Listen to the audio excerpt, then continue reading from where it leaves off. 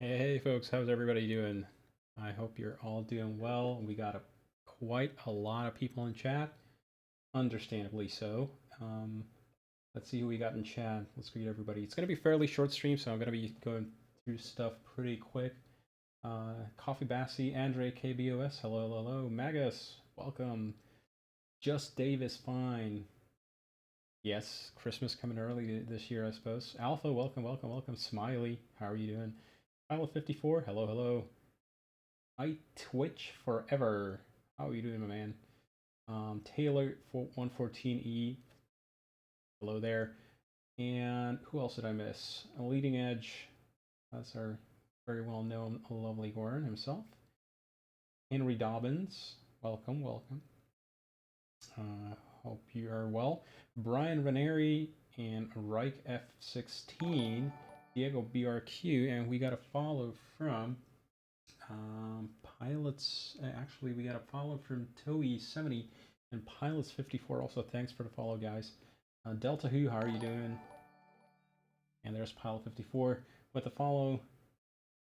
And I think I got everybody. If not, raise your voice in chat, and I'll acknowledge your follow. Welcome. So is this aircraft my baby? In a sense, I suppose you might say that. Yeah. So let's get to it. So I'm sounding fine. Everything's fine. I hope I was Scotsman. Hello, how are you? So here we got the thing. It's almost finished. You got some things that are obviously had to put off for an update and that kind of stuff, but we're gonna be fairly transparent about stuff that is gonna be in the plane in the coming days, every day up until release day.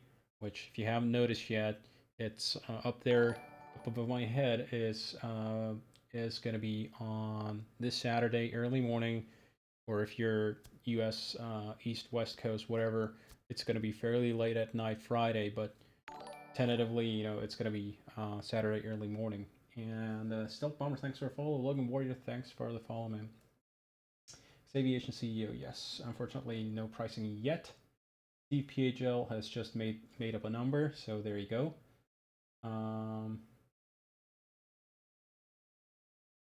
Okay, so let's get this thing on the show. Server Hurricane will come. I'm sure you guys will bombard the server pretty good, and we're all looking forward to it. Looks like an all-nighter on Friday. Well, at least we're releasing it after Pilot is closed, so that they're not going to get bombarded by a pile of people just trying to fly the TBM for the very first time and crashing and having emergencies and all that kind of good stuff. So at least Pilot is going to have about 8 hours of people haven't had time to practice with the airplane. Yeah, exactly. As Goran, as Leading Edge Simulation there said, price is definitely somewhere between ridiculous and other sort of branch of ridiculous. It's going to be somewhere in there. Like I said, we're going to finalize price. We're going to announce it obviously before you guys go ahead and hit the buy button, but for sure it's going to be published, so you guys can rest assured about that. Can I can tell you guys a bit about my background, other planes or experience you've done. Really haven't heard of Hot Shot or Hot Start, not Hot Shot. Hot Start meaning we expect people are going to have flames coming out the engine here quite a lot of times. So I would like was the kind of like was the genesis of that, but really what it is. So yeah. For Johnny, we're gonna just a special edition for you, Johnny. We're gonna price you there. Anyway, so my background is I'm a software developer. I work on operating systems as a day job, so I work on pretty deep systems stuff. Threads was in a left and right in the operating system, storage systems, and that kind of stuff. So when I get it wrong, usually you get raised by phone calls in the middle of the night with customers who have got millions of dollars in a system that we've just broken. Or usually, well, I'm not line support. Usually it's other guys getting the phone calls because of bugs that I've introduced. Anyway, so that aside, plane development has sort of been my bit of a passion here. So this is just what I do for, I guess, personal enjoyment. We'll see. I don't know if this thing goes well. If you guys really like it, if you guys show me that this is a viable business model, I might just become full-time software developer for Flight Sim. Anyway, 22 Whiskey, welcome, welcome. And the Dirts, hello, hello, hello. Okay, so let's get to it. We've got a fairly packed schedule. Stream's not going to go for very long tonight. We're going to primarily talk about features. We're going to talk about things that some of you in chat might have already seen. But for the folks, I know we've got a lot of people viewing here that have not seen the airplane before. So I'm going to go straight to feature set. I'm going to jump in the airplane. As you can see, we got the doors open and all that kind of good stuff. Normally, when you start a flight, by the way, when you start a flight, the airplane starts out approximately like this. So even if you've closed the door on a previous flight, like, okay, first things first. Does the G1000 have procedures? Yes, it does. Pilot 54. It does have stars, SIDS, and instrument approaches, even RNAV, RNP. Actually, RNAV, LPV. Patoin, welcome, welcome, welcome. So when you woke up, the airplane here is completely persistent. Everything is Captain Oblivious Flight. Welcome, welcome. So everything in the airplane is persistent, right? When you set the chocks here, you can see that down there we've got chocks set on the gear. If this is the way you leave it, you close the simulator, you come back, it's going to either have chocks or not have chocks on, depending on how you left it. Of course, everything else in between also takes effect. So whatever fuel state you left the airplane in is the fuel state you're going to get it back. There are a few things that are not transferred between reloads of the airplane, and one thing is, even if you close the door when you left it, next time you come back to the airplane, the door is going to be open because obviously you had to get in the airplane somehow. So that door is going to be open every start of a new flight. Another thing that, for example, isn't transferred is if you start a new flight, you're going to get a clean sort of payload. So essentially, we're going to assume that whatever payload you had on the airplane has left the airplane. Coming back, the airplane's empty. You're going to load it again with your payloads. Okay, Trapoon. Oh, Johnfly, thanks for the host, man. Trapoon, iRug. Hello. Hello, hello, welcome. Hey, Melindley. Hope you're doing well.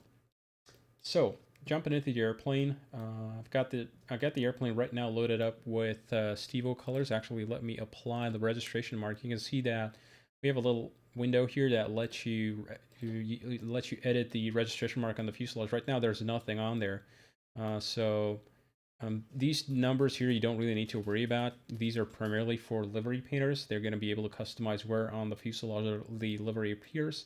So I'm just going to use whatever comes canned with the livery right here. I'm just going to type in my registration, which for whatever reason I just decided I'm going to fly Stevo's livery and reg mark today, even though he doesn't fly in 900. And I'm just going to hit apply. The airplane's livery is going to swap around, do a little bit of auto magic and auto foo. And at a moment here, I should have a freshly minted livery with the registration mark correctly applied to the tail. And there you have it. So if I move my flight controls here, you can see that the reg mark is correctly applied to the fuselage. And of course, you're going to be able to, as livery painters, you're going to be able to paint the livery here on the fuselage. I can do just that. I can just tweak this, hit apply again. And well, it's right now it's not correctly positioned. If I just apply it on the fuselage, let's wait for the reload here. You'll see that right now, okay, the livery is a little bit off because I've used basically positioning parameters that are applicable to the tail. I'm just going to revert that back, hit apply again, and it should go back to the tail. And also an important features. Hey, Brian. Hey, Squirrel. Welcome, welcome. Hey, Jane Krause. Welcome as well. So another thing, so obviously the primary reason for this reg mark editor is, of course, it's nice to have the registration mark on the fuselage match what you have as a call sign. But primarily, it's going to appear here on the placard here, which is something I absolutely. Hey, and welcome everybody from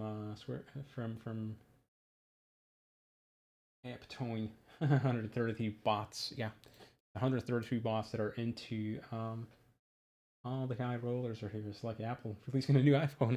Well, hopefully. So if you've been flying on online networks, VATSIM, your pilotage and all that kind of good stuff, the frustration of having a registration mark, and you just either fly always the same registration mark, or if the reg mark on the fuselage does not match what you have on here, then it's kind of like confusing. And if you've been flying real airplanes, and renting real airplanes, you don't always get the same airframe. So what do? Now, as a pilot of a real airplane, I can tell you this: I don't remember the reg mark of the airplane that I'm flying on that day. The only thing I do know is where to look on the panel, read the reg mark off. So literally, when I phone up a radio call to air traffic control, I literally do my requests, and then I just read off the reg mark straight up from the panel, because you can't forget who you are if you just look at the reg mark, right? It's easy. So that's primarily what I wanted to have here. Yep. No more crazy duplicate regs on, well, hopefully. The airplane's not actually going to come with any reg mark, so it's not going to come with November 8 1 Tango Bravo here applied to the fuselage. It's going to come blank. And it's up to you to go ahead and set the reg mark to whatever you want. So this is kind of like the neat little features, but let me open up here my notes, because I'm going to forget what I wanted to talk about. And Matt Designs XP, welcome. Let me take a sip of my tea here so I don't dry up my throat. Give me a sec. Okay. Spagos. Hopefully it's a fun morning. So the feature set. So I want to talk about three primary areas here of interest today, and that's going to be engines, flight controls, and electricals. Yes, Cryox 1984, it does have windshield rain effects. In fact, bring me back to Rockbit. Well, cool. Trying to work. Can it do barrel roll matte designs? Yeah, as long as you do positive G. If you do negative G, you might uncover, we have a custom simulation of fuel flow stability, so the pickups are pretty much here in the wing roots, and if you fly the airplane negative G, you can uncover the pickups. You're gonna get a flame out in flight. That'll be bad. So as long as you keep positive G on the airframe, it's gonna be good. It can do momentary negative G, but just be light on it. Don't expect, this is not an aerobatic aircraft. I know the question is on Steam, but how do you release a complaint? I don't know the price, or just holding out at this point. Stakes on the stream. So the pricing still has to be somewhat determined. We have some negotiations to do with the store, and yeah, once we have all those out of the way, then we're gonna be able to tell you folks as well. Well, we don't want to put out incorrect information. Hey Jam Fizza, how are you doing?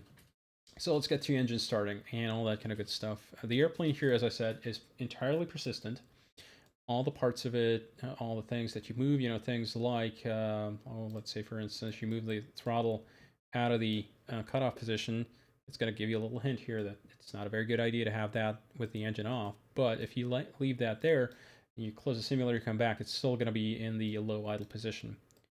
Move that back. Actually, let me turn on sounds here so you guys can actually hear the airplane. We do have a custom sound engine in the airplane, so all the things have actually positional sound. So right now this is straight from the front. I can move this left, and obviously if I move my head like this, obviously you can hear things in the proper position. Is there a 3D engine, 3D model for the engine and cowl? And Pods 54 there is currently been postponed for 1.1. We tried to get it in, but there was just not enough time to get the release out in time if we wanted to do a 3D engine model under the cowl. I do want to make it for a point release soon as we get this thing out the door. We basically got to iron out. We got to get it out to you folks, and then we're gonna be actually working on stuff that has sort of been postponed. So the engine model for another fuselage cowl, that's one thing that's going to be coming. Release to be written. Okay. Will this aesthetic vision be open source on the open source list? We'll see Matt Designs about that. Currently haven't decided on that. That's going to be a business decision later on. Police have written about the song. Oh, thank you, Draco737. Okay, so let's get the battery on here. So we got our little crash bar. So here's how TBM works. Um, the TBM has this thing called a crash bar. What it allows you to do is, as soon as you flick it up, you hear a little click. It actually comes down here from the fuse box, and I've just realized I have a debug build version of this thing. So we're gonna pull this thing down here for just a moment, and I'm just gonna go quickly into my build system here, and I'm gonna make a standard build so you can see the actual airplane behaving in real time. Like right now I have it sort of set to fast boot mode. Um, so it like quickly comes up and all that kind of stuff so that I can quickly test it out. But we're gonna go ahead and do just a quick reload here. So I'm gonna hit airplane, reload the current aircraft, and I'm going to show you roughly what the actual boot up sequence looks like. We have it timed out. The boot up sequence of the avionics is basically timed from real TBM videos. All the little chimes and dings and bells and all that kind of stuff going in real time, pretty much as it would on the real aircraft. In true explains some crash. No, don't worry about it. Matt Designs. We have, like, I reload the airplane about 20 times in the sim when I would develop it, probably 100 times even. Like literally, I start up the simulator in the morning, and I probably don't shut it down until the evening when I'm done with developing, or I hit my own bug and the thing crashes because of my mistake. Hey Brett, saying how are you doing? Okay, so I'm gonna cancel this. A little pop-up message that tells me that there's an update. Obviously, I'm running a debug builder, so it doesn't really apply. So let's go ahead and flick the little crash bar up here, and actually I'm going to bring up the sounds here just a little bit more so you can hear the airplane going. So I'm going to flick the crash bar up. You're going to hear a little click on in the right ear. That confirms that the electrical switch box has turned on the essential bus. You'll see that only one screen is going to start coming up. We have the initializing system message, and if you've seen a G1000 boot up, you'll be fairly familiar with that. We got the Garmin logo, we got the standby instrument booting up, and that's pretty much all we get right now. This is in basically a kind of emergency configuration mode. I didn't expect the release so fast. Okay.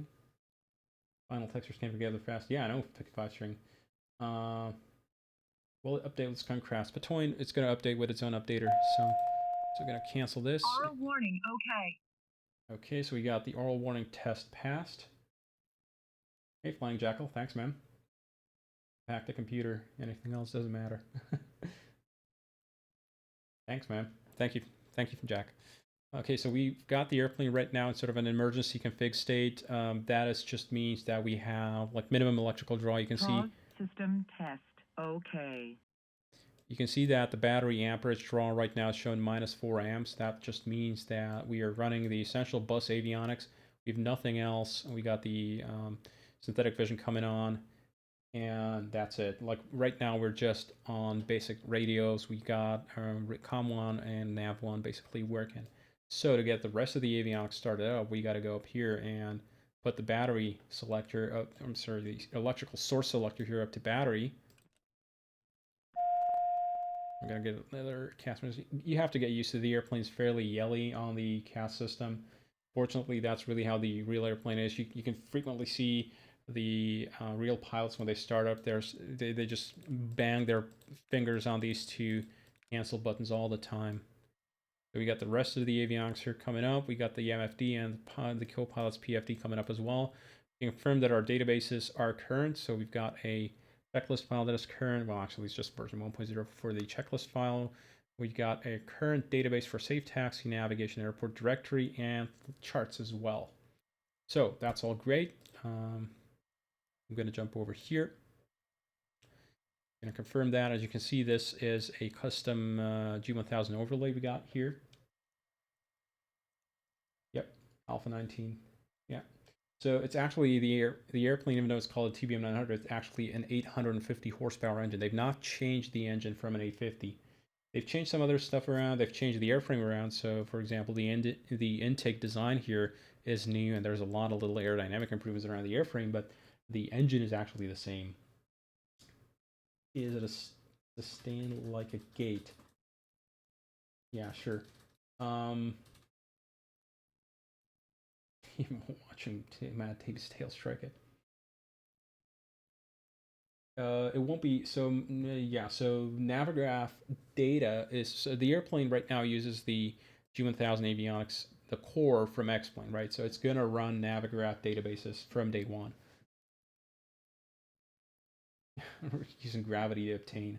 So the engine is actually, in practical terms, it's a little bit more powerful because of the exhaust thrust effect, but that's pretty much it. Okay, let's move along. I'm gonna take a sip of my tea here, just a sec, folks. I don't want to have my tea get cold. So we're gonna go for an engine start. Obviously, we are currently still pretty not ready for an engine start. We got a bunch of little red tags on the airplane. So I'm gonna go ahead and remove those. So I'm gonna open up the payload manager here, and we're gonna go ahead and remove the pitot tubes and remove the static wick covers here.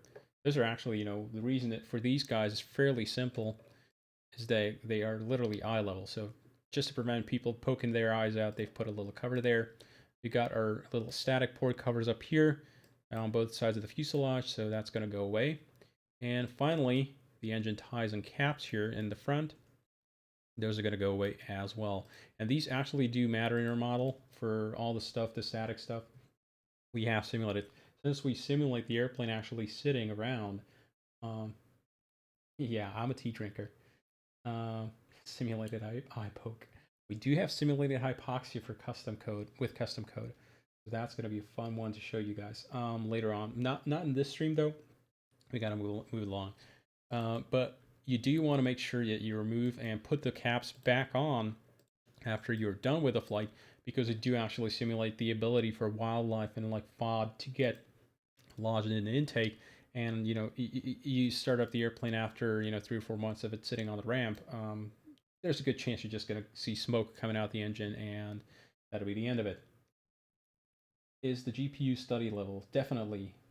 It is very highly a study level GPU. So I'm going to remove the chocks here, and as a good pilot, I should be jumping in here and setting the parking brake, which by the way is located here underneath the yoke.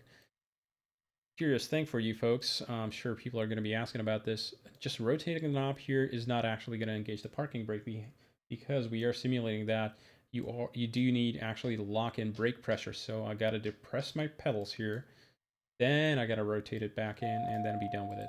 Then the actual brakes, like the pedals go back, but the actual brake cylinder is going to stay depressed and it's going to stay pressurized for the parking brake. 1-3 will bring rodent particles, definitely. So we're gonna go up over here, and I'm gonna verify on the overhead that we've got all the switches and all the little thingies down, except for ignition. Ignition we want to keep it on in auto all the time, and those are looking good. And then we want to make sure that the throttle is cut off back here, and we've got our manual override all the way back, and we got our flaps up. And actually, well, we can leave the bleed in auto. That's perfectly fine on the TBM900. On the 850, it would not be good, but on the 900, it's okay to do that. So that switch effectively just locks the pedals in place. Yes, exactly. And that's actually not how real airplanes work as well. You have to depress the brakes for the parking brake to actually work. The only thing that is not like that is an Airbus A320, because that thing is like fully digital and all that kind of good stuff. But even on a 737, you got to actually press the brakes and then pull the parking brake control. Otherwise, it's not going to work at all. Okay, so actually, we do have a checklist here we can check.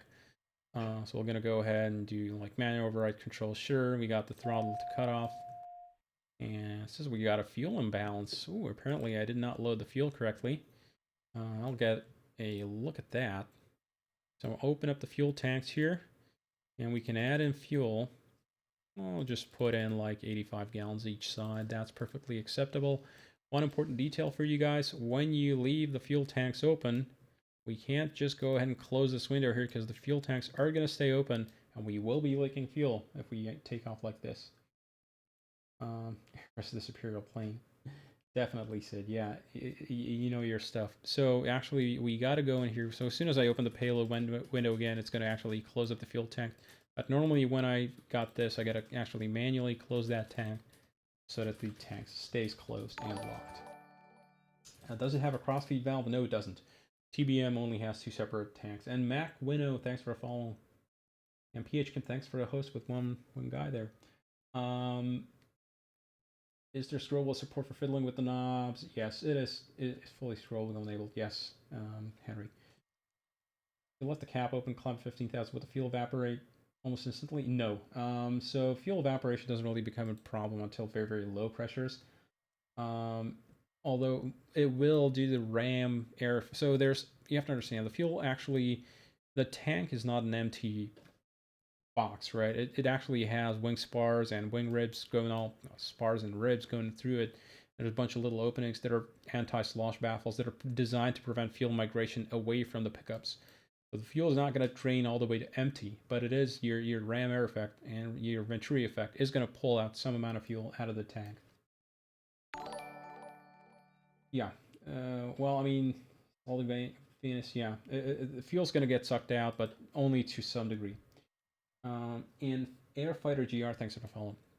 Okay, so let's get the engine. I'm gonna not mess with the checklist for now. I'm just gonna go ahead and here. I know the procedure by heart anyway, so I'm gonna go ahead and close the pilot door. And doors closed. We got a cast mesh has gone away. That's perfect. And so we're gonna go ahead and flip the fuel auxiliary boost pump up. Gonna get a little message here saying that we've got the aux boost pump running. The point of the boost pump is to make sure that the engine gets sufficient starting pressure before it actually starts pulling fuel. The reason for that is to prevent like a thing called high pressure fuel pump impeller cavitation. Effectively, what it means is it reduces the amount of wear on the high pressure fuel pump. And Mr. Malik, thanks for following. How will the aircraft software be updated post-install? You rerun Squirrel, or you just rerun the installer. It's going to pull the latest version automatically for you.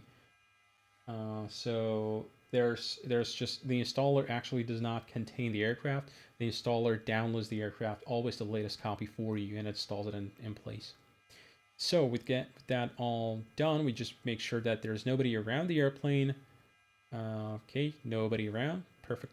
Cool beans. So we can go ahead and hold the starter here up for 2 seconds. So actually the proper procedure, I'm going to show you like this. I'm going to bring up the timer here. There's a little button here on the yoke for the timer. And actually we've got a slightly misaligned click spot here, so I'm going to use the button up here. So start the timer and go to the starter switch.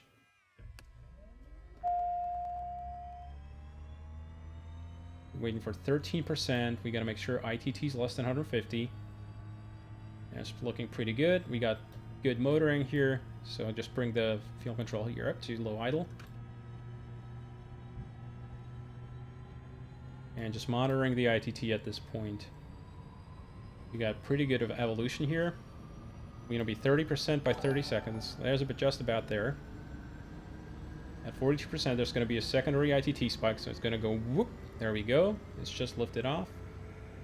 And 52% we expect to have the starter and generator off. That's good. So that's all done. Starter and ignition is off, so we can go ahead and pull the throttle here forward and to the left to get into flight idle. That's going to bring the engine up into high idle and unfeather the propeller to provide cooling air into the engine compartment. And then we can just do the remaining items to be done after start. So we're going to go in here, put the inertial separator open, or up, bring the generator on bus, auxiliary boost pump to auto, fuel selector to auto, AP trims to on, and AC to on. I'm sorry, to auto. And that's all looking good. And the remaining messages here, actually, we are getting a problem here with the battery voltage, and I think I know what the problem there would be. Never mind, we got a battery charging indication here. I know what the problem there is, so we'll just ignore that message for now. Hopefully you're not going to do another picture. Okay, there's been a bunch of follows. I gotta acknowledge it. So Avgas Kool-Aid, thanks for the follow, man. Henry Dobbins, welcome. And Chandrian86, welcome, and thanks for the follow. Let me take a sip of my tea here. Now, what you might have noticed here was the sort of slow and gradual acceleration of the engine. and that's really how the real airplane behaves. We got that timed out pretty much to a T. We got it down to like seconds. So actually turn on the oxygen system for the pilot, and we can dismiss this message here. And that's pretty much it. We can position the flaps to take off. I'm gonna check that the flaps indication goes to take off indeed. Actually, I'm gonna bring up my yoke here. Just a second here, folks. I forgot to attach my stick here to the simulator, so I'm gonna be back in just 5 seconds.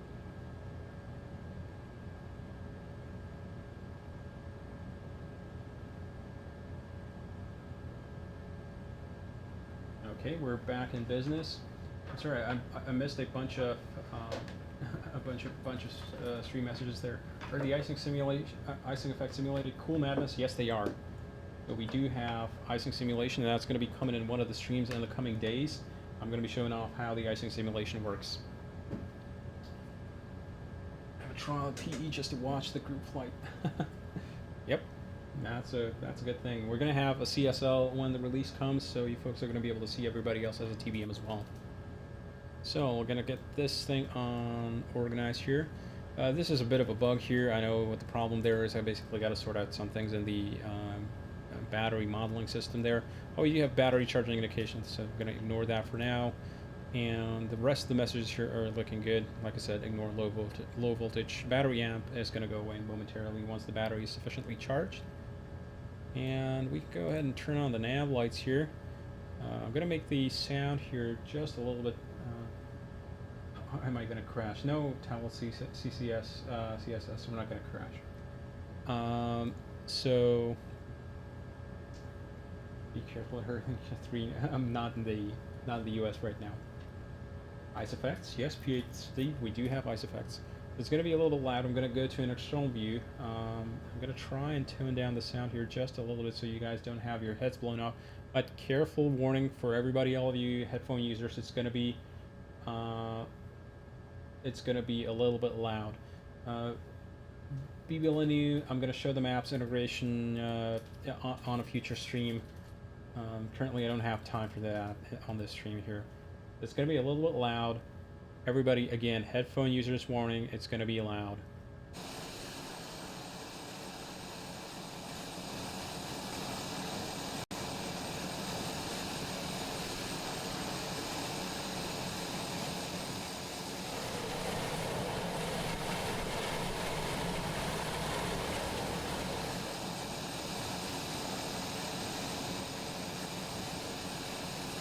Diego BRQ, yes, the airplane can operate on dirt runways. So we're going to make it a test of the feathering system. So I have a key here bound to move the throttle lever over to the feather position.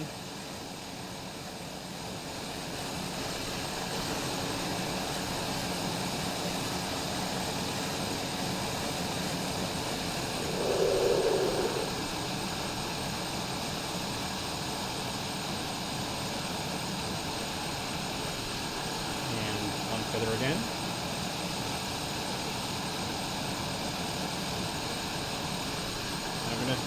I'm going to show you what the feather actually looks like from the side view. You know, the feather basically means that the propeller blades turn from sort of face on to the airstream, they turn sort of side on to test out if we have the emergency feathering working.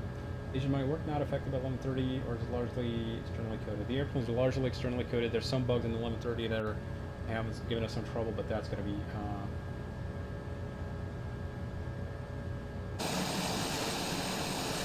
you can see that the propeller right now is kind of pretty flat. It's still a thick propeller, make no mistake, but if I feather now,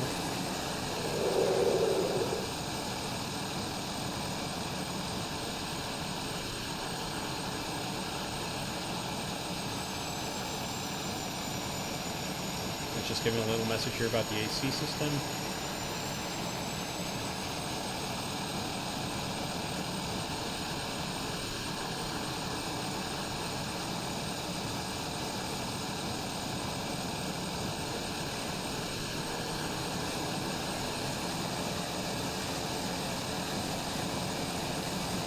if you guys really want to hear some stuff, I'm gonna give you a little bit of throttle pulse here. I'm actually just gonna adjust adjust the trims here for takeoff. And yes, that noise you're hearing, that clicking is the clutch of the trim wheel here working. There's a little servo in there. So let's give it a little bit of gas.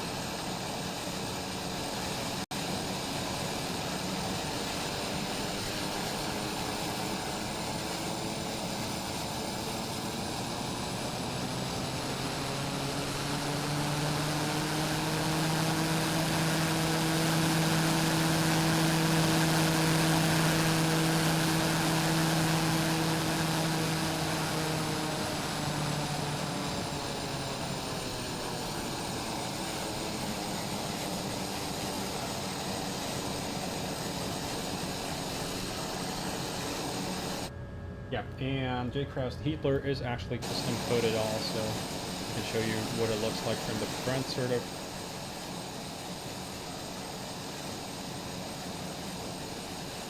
You can actually see from the side. And here's a little bit of a trick. I don't know if you can see it on the screen here. I'm making the airplane a little bit quieter. But there's an actual edge where the Heatler sort of puts out a bunch of soot. I'm actually, if I feather the propeller, you're going to see the Heatler expand.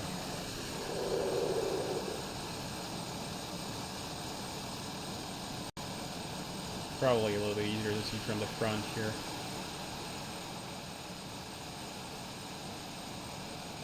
It's somewhat easier to see in flight, obviously. If we unfeather again, you're going to see the Heatler sort of take a little bit turn and follow the fuselage a little bit more because it's being blown back by the propeller.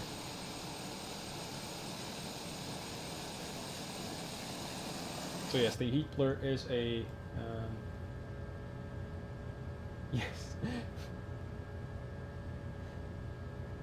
Yeah, so the Heatler is actually following your actual throttle input. So if I go back in here and put the throttle into beta mode and go into taxi, you might be able to see that it actually responds to me changing power settings and all that kind of good stuff.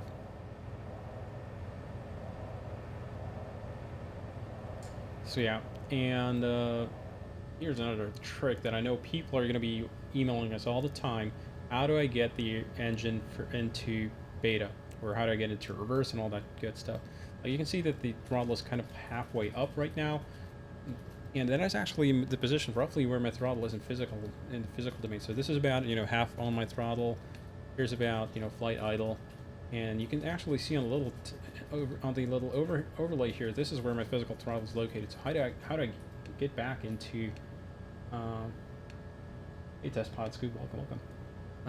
So there's a little bit of noise in my physical throttle, but you can sort of see where my physical throttle is located. So how do I get back? So we do have an interactive tutorial in the airplane that's going to show you how to do it. But basically, what you do is you push your toggle reverse button, and it does lift this little what they call the beta gate or beta trigger. Fancy overlay due to cam. I'm sorry about that. I'm gonna move my little head out of the way here. So, like this.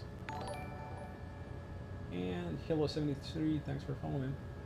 So, like this, and you can see my throttle is about, right now, I'm just about the line, sort of halfway up. To get into beta, I gotta push my toggle reverse button, and Avitech 320, thanks for following. I gotta push the little button, but it does not put the throttle into reverse. What it does allow me is to keep pulling now on the throttle, and it's actually gonna follow into the taxi and reverse ranges. So now I can actually let go of the button, my hands off the button right now, and I can just pull the throttle back into either taxi range or fully into reverse. I don't want to go into reverse while stationary because it might pick up a bunch of dust in front of the airplane, or put the airplane back up on its tail if it's very tail heavy. And if I push forward to the flight idle stop, it's going to fall down, and now it's again preventing me from going back. So I got to re-push that button again to get into taxi range. and you hear the reverse from the outside. It's actually not that audible in the real thing. We do have it slightly boosted from the outside, but you really can't hear it very well from the outside.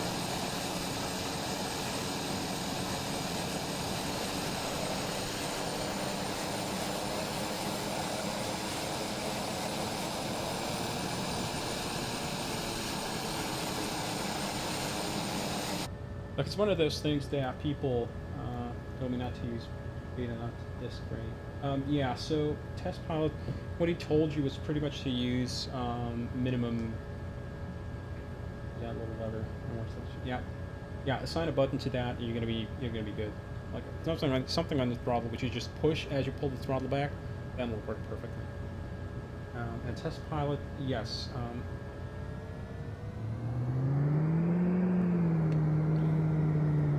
What the hell was that? Explain. I push a button here. Oh, I know. Explain's thinking of F12 apparently, which I have bound to my camera here. Is supposed to set full power.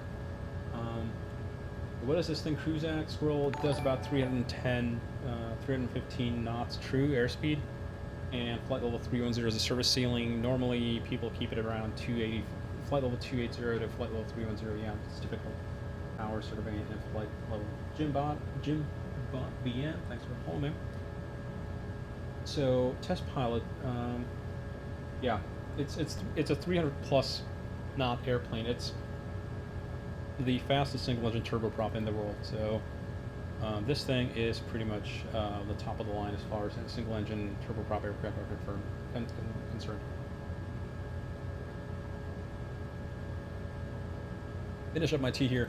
Let's get back to airplane stuff and flying stuff. So I'm going to go ahead and take the parking brake here off. I'm on the brakes. And test pilot exactly what your instructor told you. If I, like I'm right now in flight idle, right? So if I let go of the brakes, you're going to see that the airplane wants to lunge forward pretty good.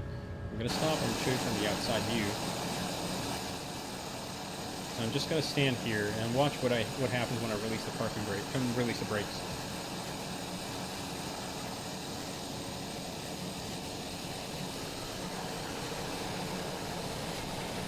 And you can see that we're going at a pretty good rate of speed here, just from flight idle power.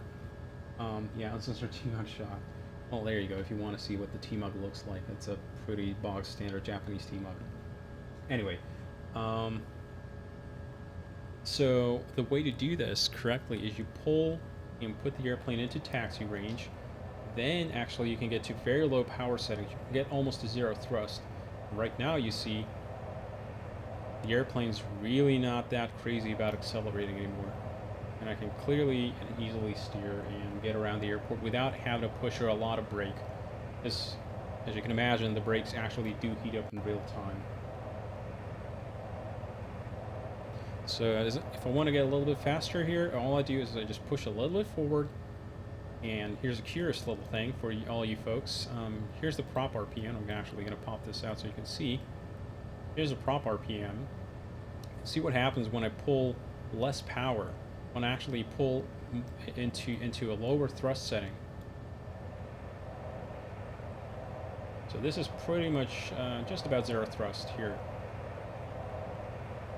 So you'll see that, strangely enough, actually the propeller accelerates, and if I push forward to get more thrust, the propeller decelerates. So what's up with that? How many of you folks know why that is the case? And we're coming up on the runway here, so we gotta turn on the strobes and turn on the pulse light system, and we're gonna show you what the outside of the airplane looks like. So here's a pulse system. What it does is it pulses the landing lights left and right.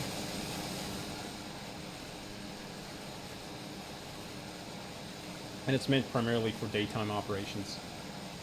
But it makes the airplane obviously more conspicuous. And if we look at the airplane from up close, here you're actually going to see that we have modeled the individual LED lights that make up the individual light clusters.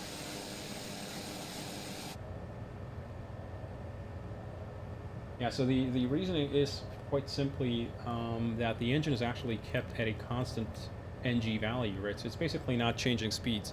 As I move the lever back and forth, the engine is actually spinning the same speed, or giving it the same amount of power.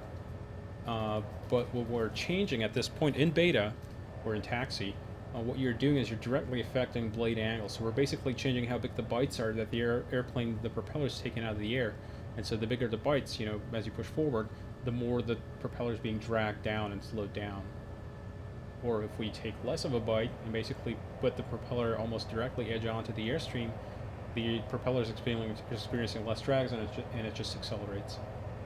Okay, so let's go for a takeoff here. A fairly non-standard takeoff. Sorry about that. And so we're pretty much set. We got all that good. Low voltage message is noted. We're going to ignore that one for now. We know about that. And we're going to go ahead and go for it. Right. Let's go and put the airplane up into flight idle. I'm going to show you what the takeoff looks like here on the PFD with synthetic vision. And ignore that. That's just a message for the altitude alerter. And I'm going to set close to 100% torque. About like that. Now we're pretty good. Airspeed's alive. There's 85 knots. Let's go flying.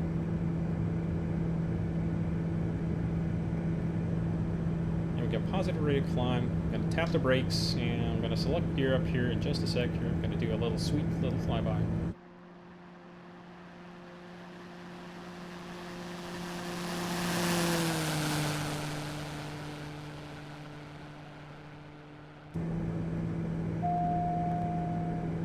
At a pretty high altitude here. It's just a little bit messing around with the flyby there. So we're about, 10 degrees nose up. We got 115 knots there. Safe altitude for flaps up, so I'm going to select flaps up here. That low voltage message is going to annoy me. So what I'm going to do here is actually, for now, I'm going to give it a little bit of right rudder here. Just to get rid of that P factor. A little bit of right aileron trim as well. Turn on the yaw damper. So that's going to take care of my rudder trimming here. Turn off the speaker.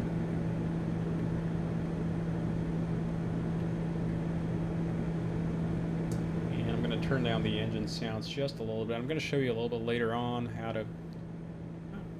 Actually, what we can do is, if we're too annoyed with the airplane's actually fairly loud when you're sitting in it, when you're flying.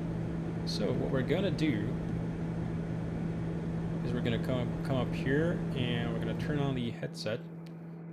There's actually going to be stuff we're working on. The actual click spots for the headset's going to be in the door. It's currently being worked on, so that's one of the final items that's going to be done for the airplane for release. You can hear right now the sound has sort of gotten much quieter, but not only has it gotten quieter, it's actually changed frequency response. And that reason being basically that the airplane is we're simulating the actual noise canceling headset, which you get from like a Bose A20. Thanks, El Promo. Yeah, have a good night then. Okay, so one more thing that I want to show you tonight. It's going to be a fairly quick one. It's getting pretty late for me as well. And so let's do one more sweet little flyby.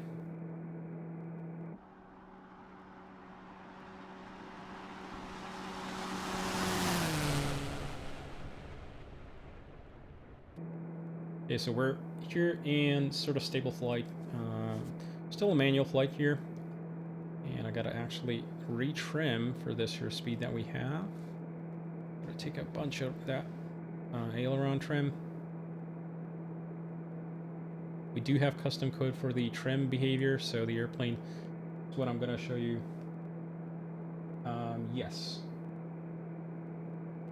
Yes, Diego BRQ, they are played on the headset, so when you turn off the speaker there, it only turns off the sounds when you have the headset off. When you have the headset on, they're going to still play into your ear, obviously, because they're part of your headset audio. What's the red writing below the comp frequency on the PFD? I mean the cyan message there. That is for your flight plan. I currently have a flight plan loaded apparently where there is a 4,000 foot portion of the currently selected flight plan. I could just get rid of that by, you know, going in here, going into flight plan, menu, go ahead and delete the whole flight plan, and then that message goes away. That's just for the flight plan selection that I had, Neil. So I'm going to show you roughly what we have. Hey, Grab. Thanks for the good words. I'm going to show you what we have in terms of custom flight control loading. Like if I bring up a little configuration screen here, you're going to see there's a little option here called Simulate Control Stiffing at High Airspeed. When you get into a real TBM, one of the first things you'll notice in flight is just how heavy the controls feel. Is there actually still some excellent one? Yeah, there is.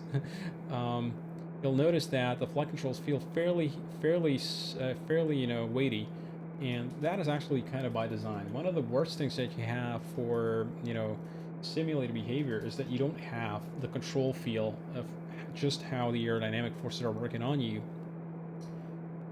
So you end up basically over controlling.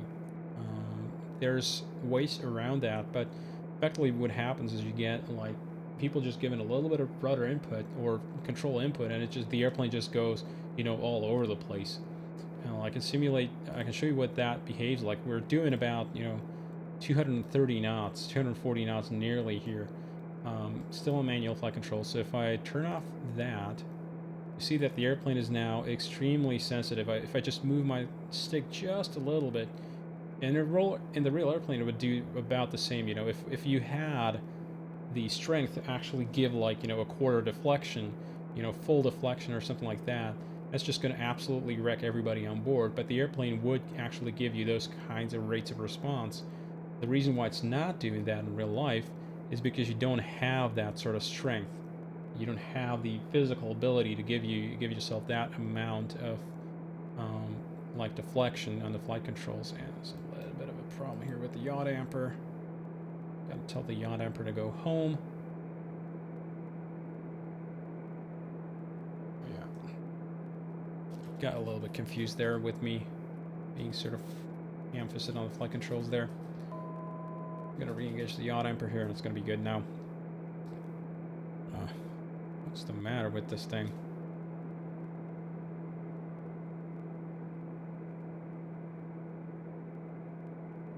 Think rate. Pull up. Pull up. Oh, come Pull on. up. Pull up. Don't pull be like up. that. Think rate. Think rate.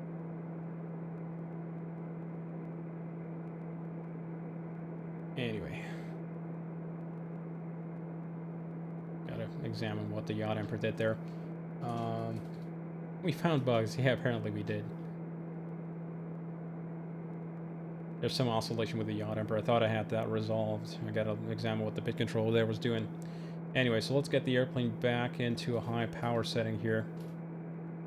So if I disable that control stiffening code here, it basically becomes extremely twitchy. So if I just move my throttle around just a little bit here, or my stick around, it just goes into like crazy maneuvers. And if I give it something like, you know, half deflection, the airplane just rolls around like crazy. And the real airplane would do that, but if you wouldn't actually have the ability. Does the PFT have crossbar as well, or only the V-bar? Only V-bar test flights go, unfortunately. So in the real airplane, what you have is you have forces that prevent you from deflecting preventing you from deflecting the controls very hard. What we do in the simulator is we basically pretend that your flight stick all of a sudden has less range. So if I show you what the yoke looks like, if I give it full stick input on my, you know, on my joystick, it's actually going to go far less than full deflection. So it's about like there. That's about the limit of my force. We're simulating basically the strength of the pilot. Yes, PHK, we're gonna talk about that in a future stream. So so we have a custom simulation here that does it both for, you know, the rudder. So if I like that, this is about the maximum deflection I can get on the rudder.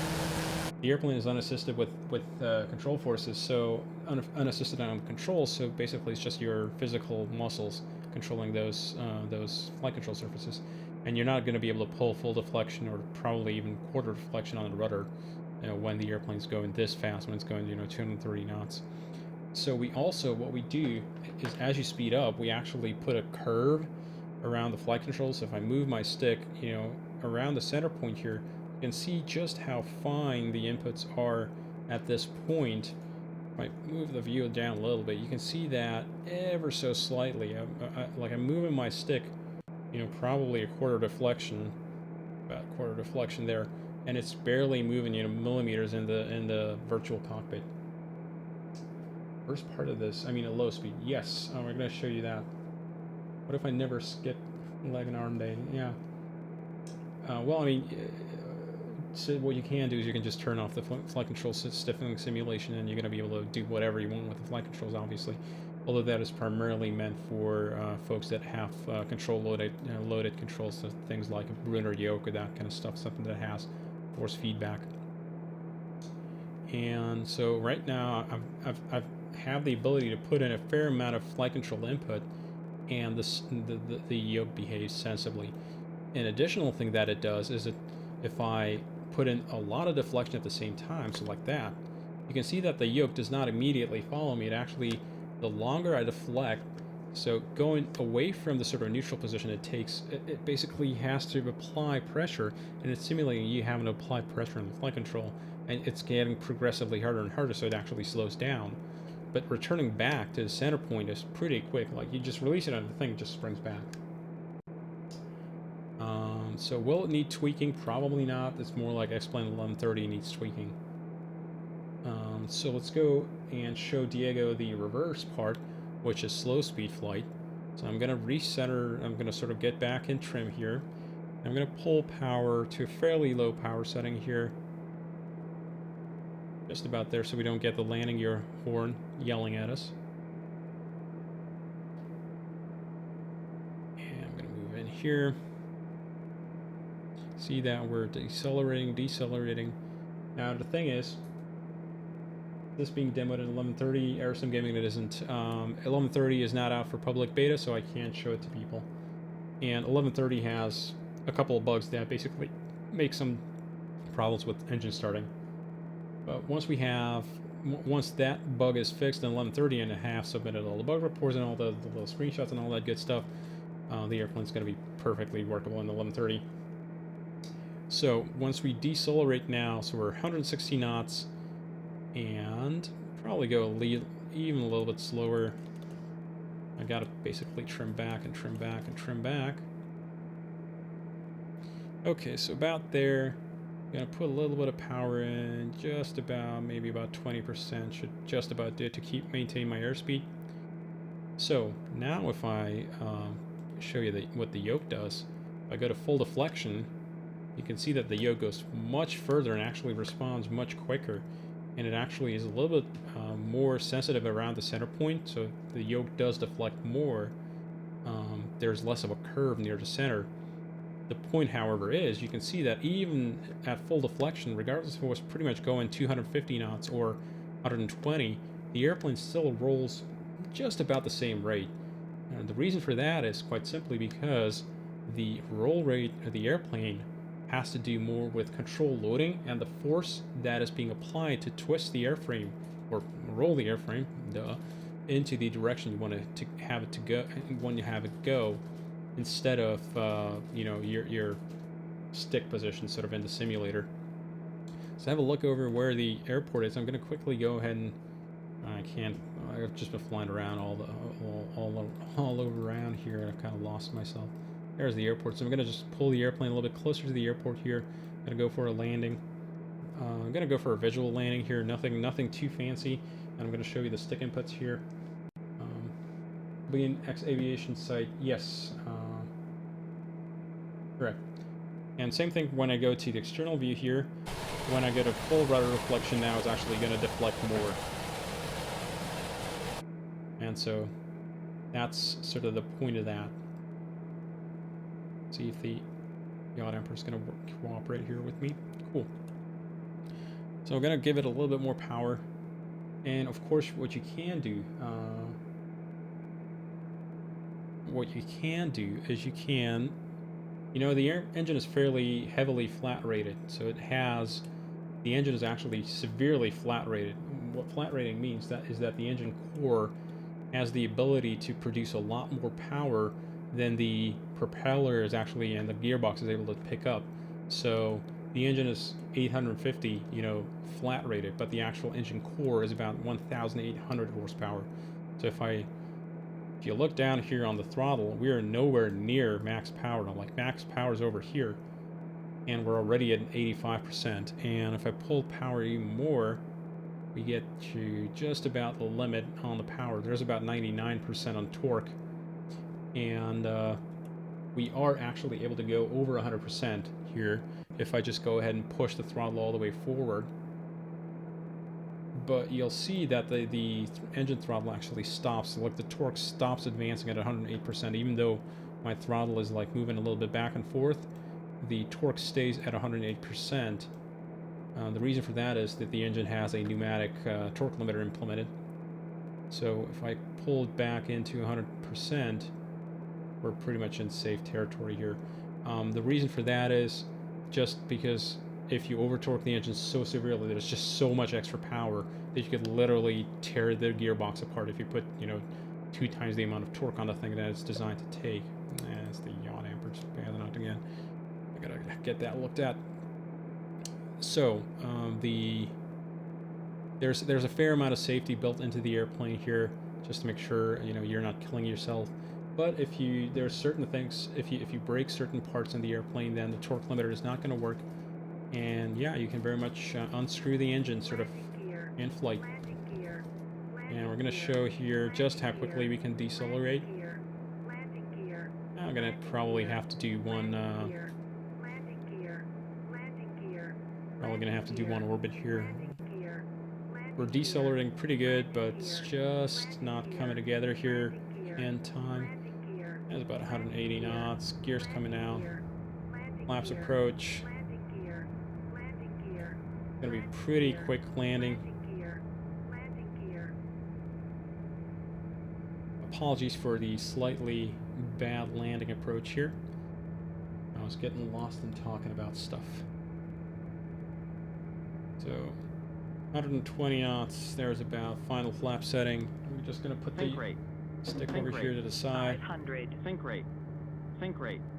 Think rate. Think rate. That's the terrain awareness and warning system yelling at me because I'm flying it like an idiot. There's about 95 knots. And we're just gonna ride it on down. Think rate. Think rate. Think rate. Yeah, very long landing here, not very good form. How about we just do a little bit of a redeemer on that? So I'm going to go for a touch and go here. Flight idle. And just hold it off until we hear at least the airspeed caution. Airspeed. And there's a touch. Flaps going to approach. We're going to take off actually.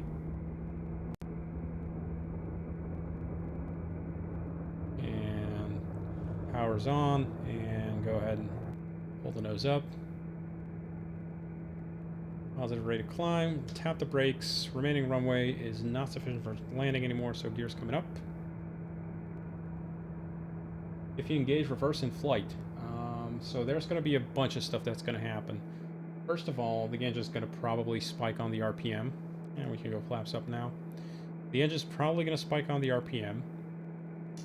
That's not going to be very good for the engine, but it is going to survive that. Depending on how much it spikes, it might very well actually, literally just rip the propeller off. And how's the FPS compared to other aircraft add-ons? It's a fairly high detail model. The avionics is designed so as to be essentially very, very, very little cost on the FPS. So provided you have sufficient graphics power, it's going to be fairly mild. All I can say, it's a little bit hard to gauge the FPS question because everybody's got different hardware. Yeah, the airplane runs so many multi-threaded threads that are running the avionics that essentially the avionics should not really put any extra load on you. It's really just a question of can your graphics card render a model that is, you know, this detailed. And so I'm going to turn it around here. We're just going to go for a quick landing. Power off, stall that bad boy. I'm going to probably do that in another stream, not today. U2080 Ti's. SLI 65 FPS. Ending in 1 with 250 Fuji GFX, of course. I'm going to probably have to make some custom textures for you, Rush, but it's definitely, we're going to make that work. You know me, I know how to pull my little tricks out of the hat. But no, yeah. Good one, though, Rush. It happened on Dash 8. What graphics card am I using now? It's my graphics card is a GTX 970 and a fairly potato CPU, which is an i5 4460. So yeah, it's running, and I'm encoding on the same machine. So it's a relatively old quad core i5. It's a non-overclockable even, so because I was an idiot when I was building the computer years ago. It's a GTX 970, and yeah, we're doing pretty good on the FPS, I think. We're doing 30 FPS at least. Actually, I do have VSync on, so I'm probably getting 60 FPS. Yep, this is 60 FPS at this point. Like, there's very little scenery around me, so obviously that kind of factors into that, but yeah, the airplane, you can see it's not really all that FPS heavy. So 60 FPS if you got a good graphics card. If you're not maxed out on texturing RAM, you're going to be pretty easy. But don't take that as a promise. Really depends on the hardware that you have. Okay, so did I overcook the airspeed again?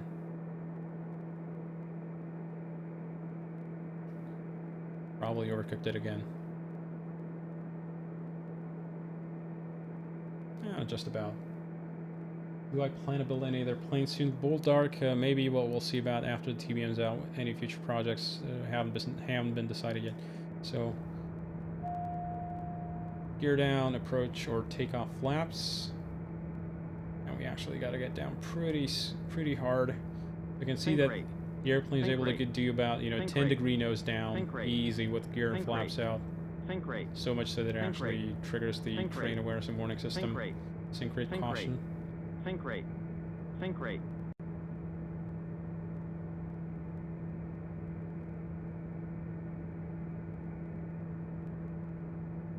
Again, coming in a little bit hot, but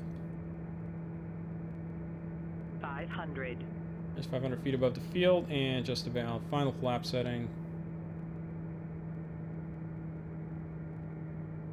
Let's go for at least a little bit of a stabilized approach here. Went about 17% on the torque for the final approach. That will give us about 95 knots and typical glide path. Yeah, it's about good there.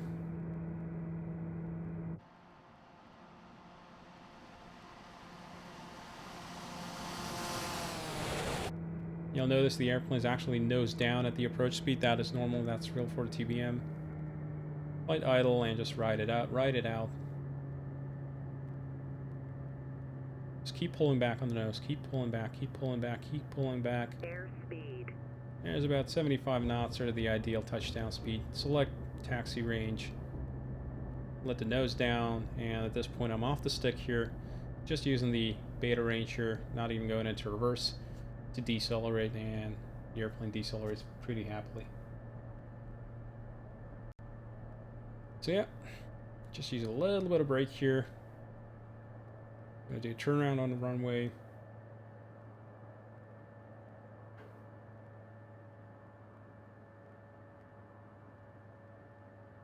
Let's turn off the headset. Get some more sounds.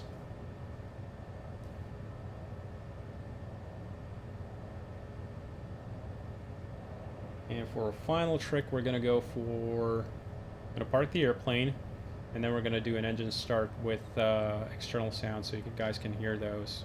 We've actually taken get the flaps up.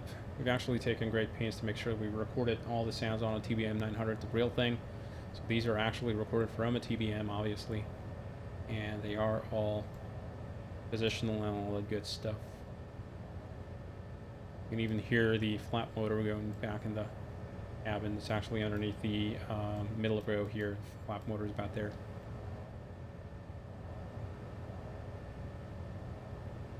And I'm going to turn off the pulse system here because I'm being a bit of a jerk.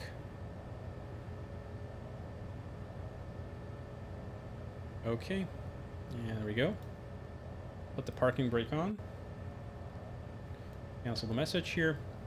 Get rid of all these guys. And to shut down, I'm going to show you what it looks like here.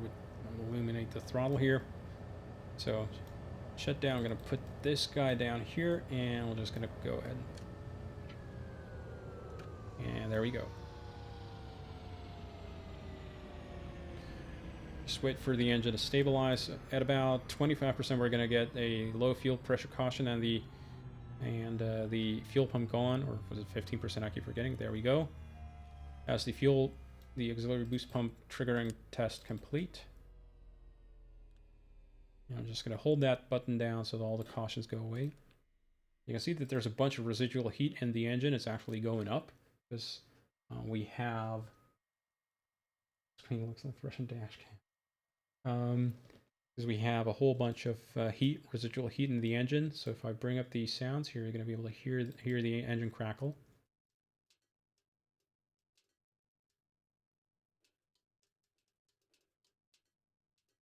There's actually even heat still sort of coming off the engine a little bit because there's hot air basically coming out the exhausts. And so let's pretend we want to do a quick engine, a quick engine cooling cycle. So, we could, for funsies, we could just hop on over here. And cancel that message there. And we get out, there's a lot of heat coming off the engine. So to fix that, we could do an engine motor, prime motor. So to do that, we'd put the auxiliary boost pump to on, put the ignition off, and then we just run the engine, run the starter for about 30 seconds. I'm actually gonna bind up some controls to do that just for my stick so you guys can see that. Boost pump switch up. So actually, I'm going to put you into auxiliary boost pump switch down. Cool. And I'm going to position the camera so that you guys can get good sounds. It's going to be loud. Am I using track IR? No, I don't normally. I do have it, just haven't used it very often. So actually, we're going to close the door so we don't ingest a bunch of fumes into the cabin here.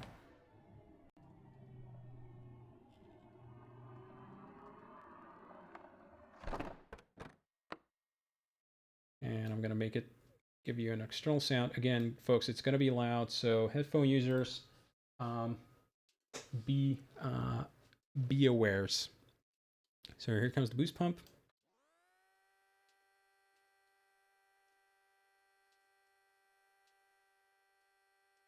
And here comes the starter. Or if I don't know if I've bound up the correct key here. Just a sec.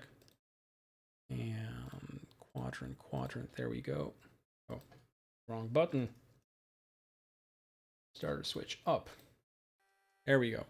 Now starter's coming on.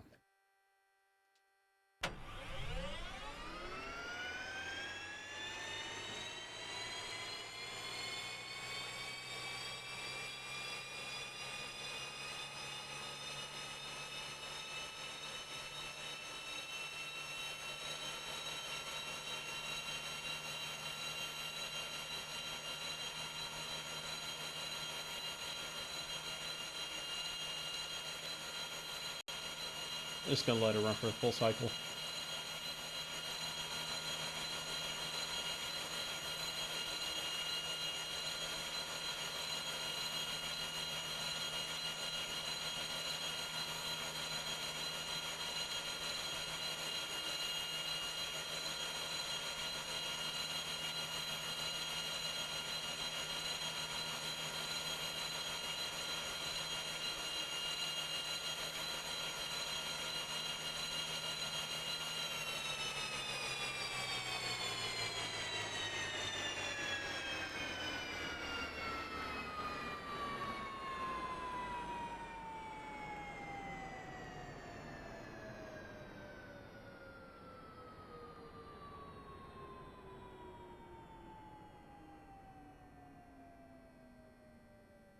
What you could see here is as the starter was basically, heating up because it was given a bunch of power.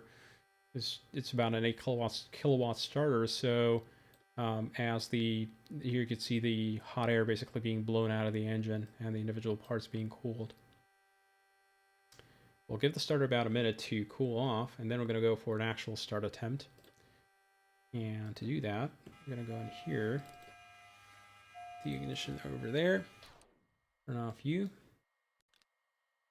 and we're going to go ahead and get outside again, and we're going to make an actual start with fuel introduction.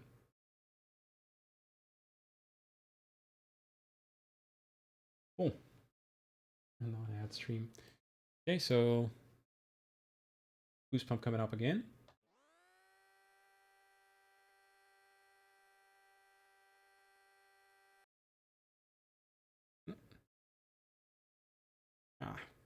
Had a bit of a problem here. Just having some trouble earlier. Oh, interesting. I gotta restart the simulator here. I know I messed up something up here. I had a bit of a debug build here. And well, you're at least gonna be able to see what it looks like when I restart the simulator when I have completed the flight. What is this plane? It's a TBM900.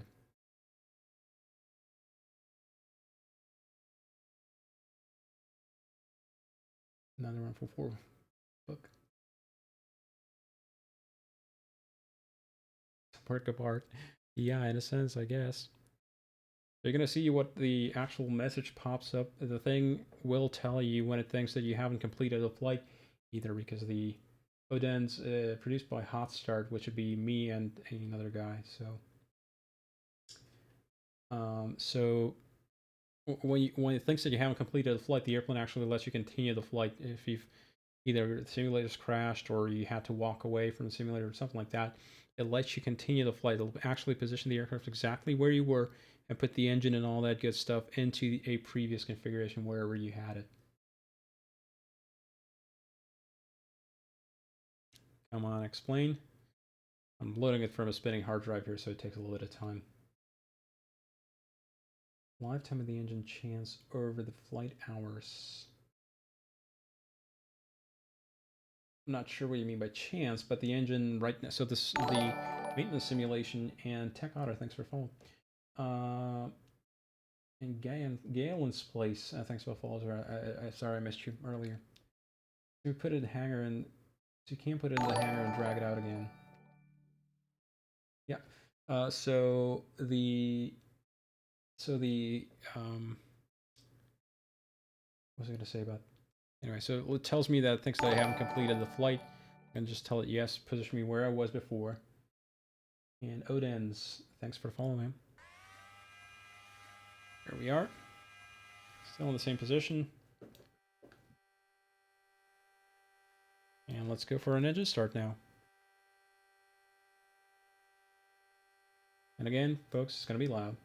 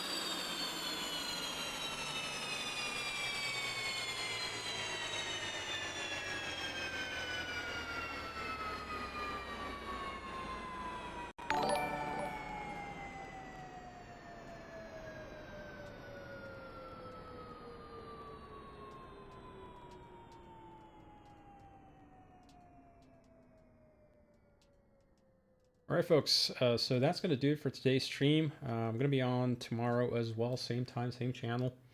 So, and we're going to be talking about a little bit more in depth about the avionics. I'm going to show you all the little ins and outs and the synthetic visions and all the charts and all weather radars and that kind of good stuff. So, I'll see you there. And for the time being, take care, bye.